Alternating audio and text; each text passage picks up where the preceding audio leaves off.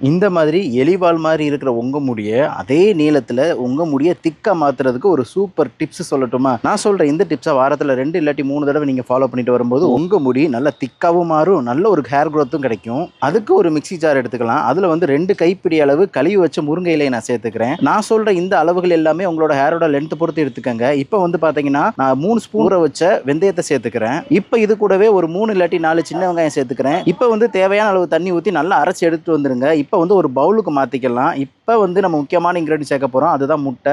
நான் வந்து பார்த்தீங்கன்னா 2 முட்டையோட வெள்ளைக்கரு மட்டும் சேர்த்துக்கிறேன். ஒரு சில பேருக்கு முட்டை பிடிக்காது. ஸோ முட்டை பிடிக்காதவங்க ஆலோவேரா ஜெல் சேர்த்து நல்லா மிக்ஸ் பண்ணிக்கலாம். இப்போ உங்களுக்கு தேவையான சூப்பர் ஹேர் திக்னஸ் பேக் வந்து ரெடி ஆயிடுச்சு. இந்த ஹேர் பேக் அப்ளை பண்ணுறதுக்கு ஒரு நாளைக்கு முன்னாடி நம்மளோட ஜெகதீஷ் மீனா ஹேர் ஆயிலையும் சேர்த்து நீங்கள் யூஸ் பண்ணிட்டு வரும்போது உங்களுக்கு சூப்பர் ரிசல்ட் உடனே கிடைக்கும். இந்த ஹேர் பேக்கை உங்கள் ஸ்கேல்ப்லையும் உங்கள் ஹேர்லையும் நல்லா மசாஜ் பண்ணி நல்லா அப்ளை பண்ணுங்க.